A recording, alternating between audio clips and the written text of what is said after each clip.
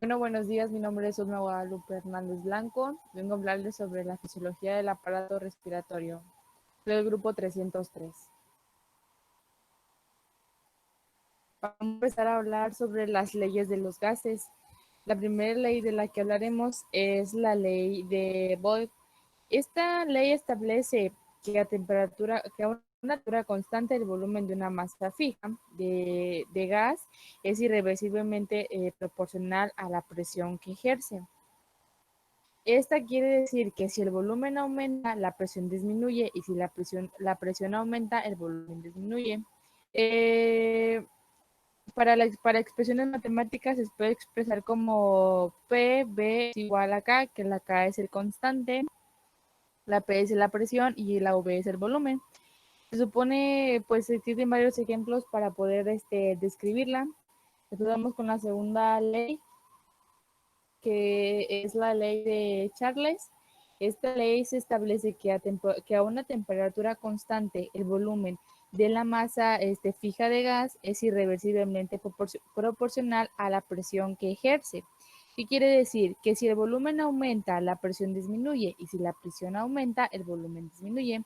Para poder expresarse matemáticamente, se expresa como P V es igual a K, donde K es una constante que va a seguir variando.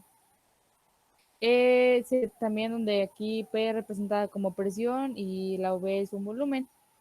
En la imagen pues se aprecia que si en un frasco aplicas calor, pues va a aumentar, tu temperatura aumenta y con ello aumenta el espacio que hay dentro de el frasco.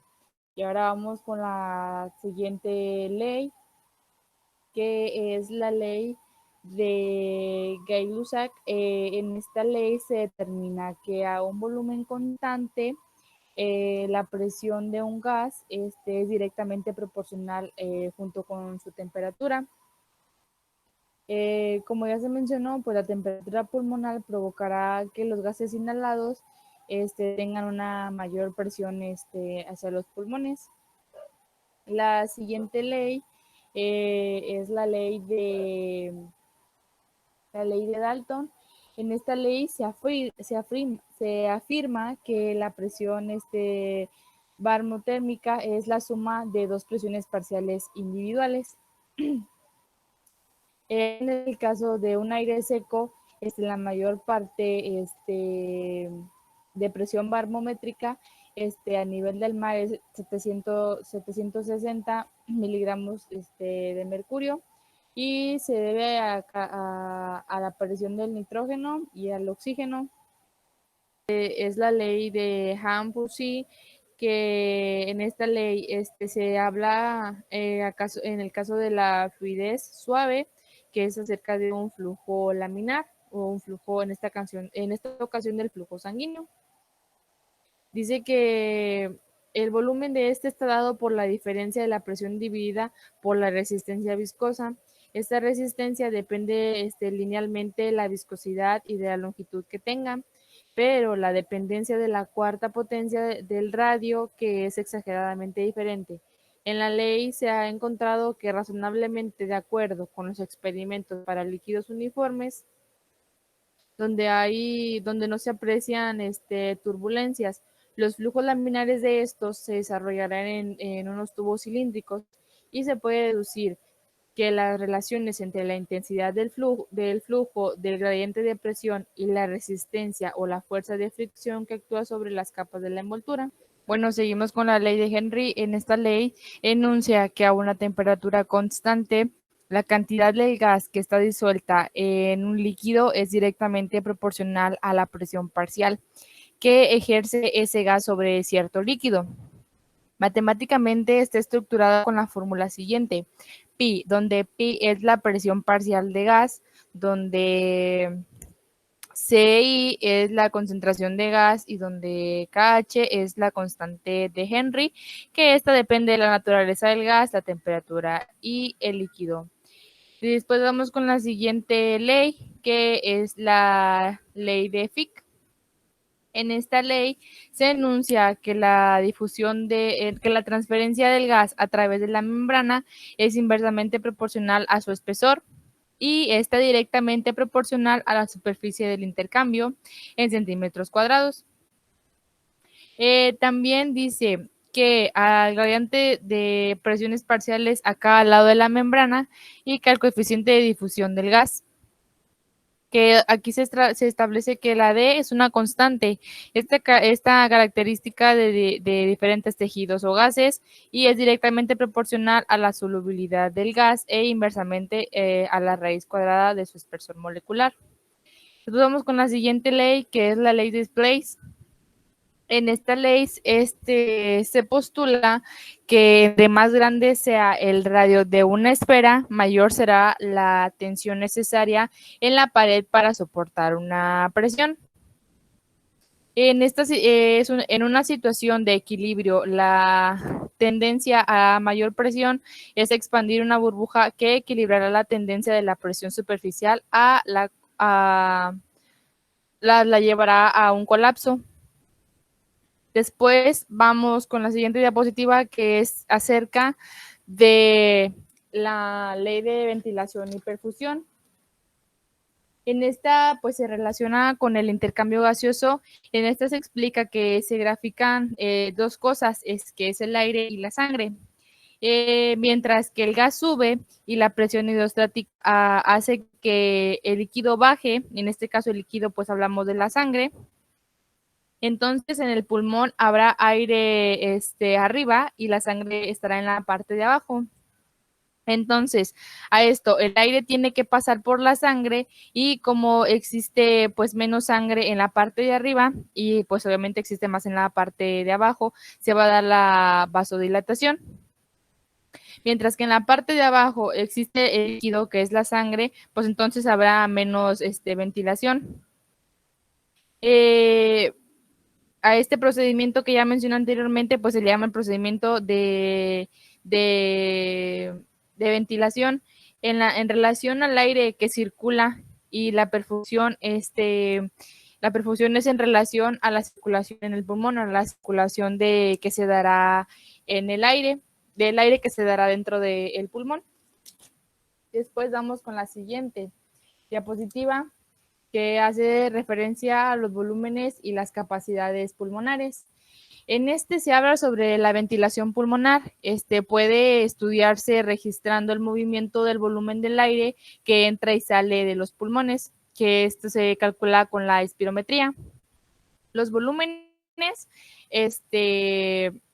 existen 4 tipos de volúmenes respiratorios, que estos son sumados y son iguales al volumen máximo el volumen máximo que llega a expandirse los pulmones. El volumen el volumen corriente, este volumen de aire, es el que se inspira o expira en cada respiración normal, que es igual a 500 mililitros en un hombre adulto. Después va el volumen de reserva inspiratoria, que es igual a 3.0 mililitros. Este volumen es el adicional del aire que se puede inspirar de un volumen corriente normal. Esta persona inspira con fuerza y pues habitualmente es igual a 3.0 mililitros. Después vamos con el volumen de reserva expiratorio, que es igual a 1.100 mililitros.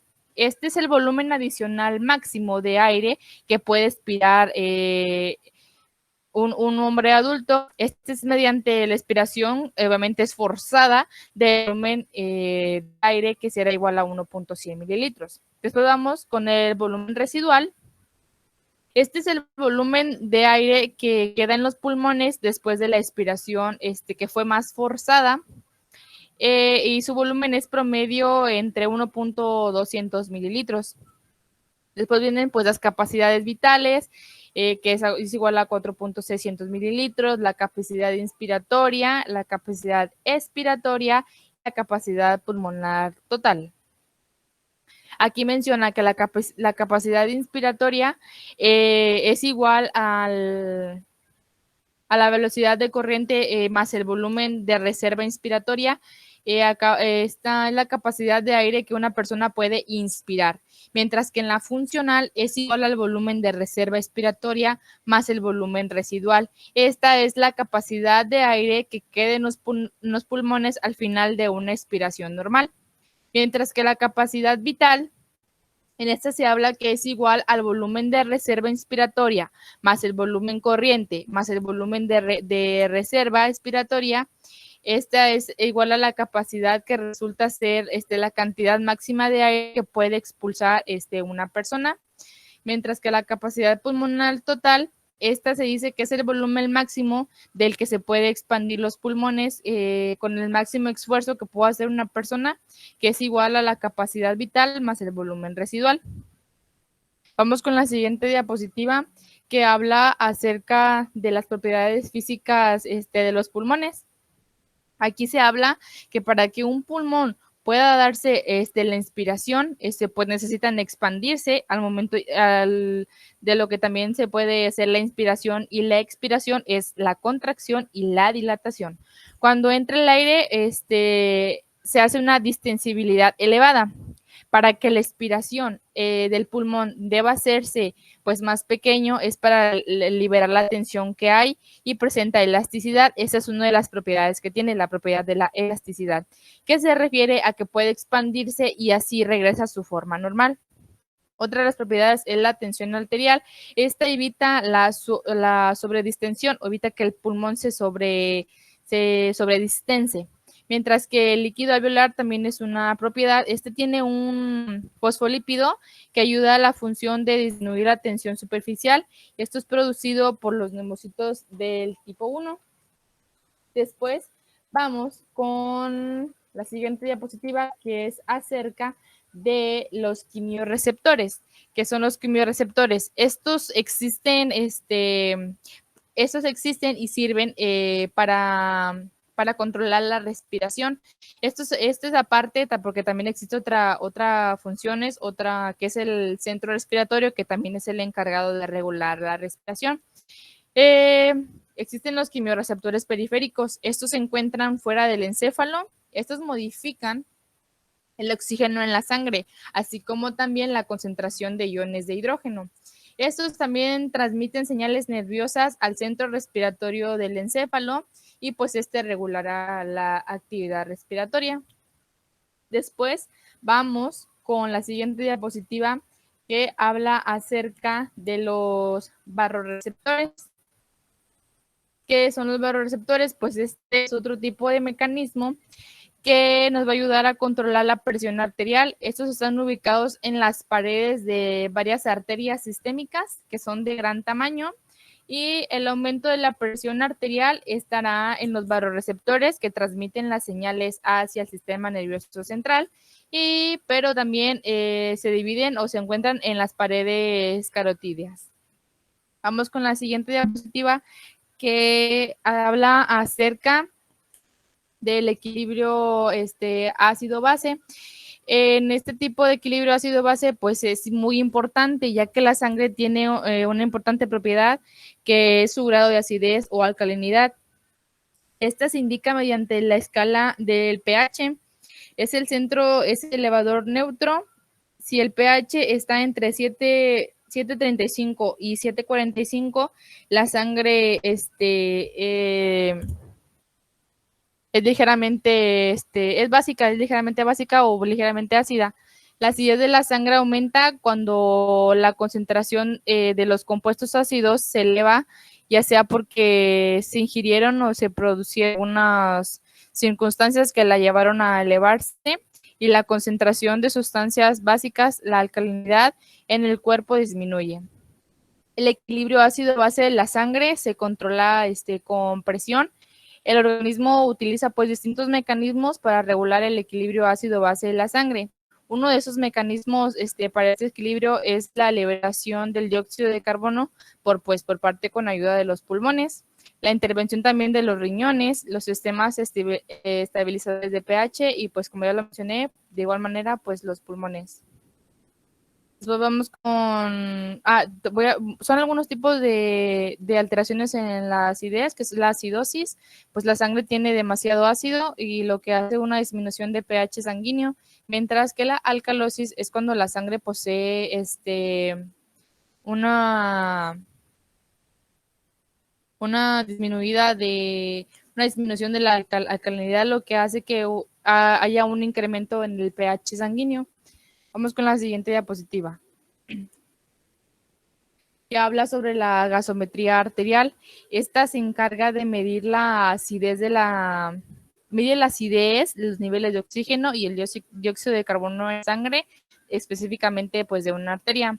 Esta tiene el fin de registrar lo bien que sus pulmones pueden transportar el oxígeno a la sangre y también el proceso de eliminar el dióxido de carbono de la sangre.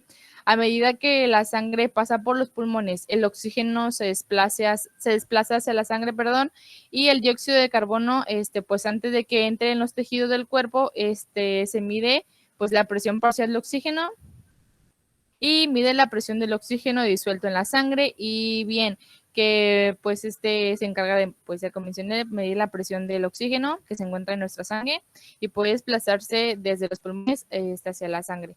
La presión parcial de dióxido de carbono también se mide y esta se encarga de la presión del dióxido de carbono y que eliminará el cuerpo.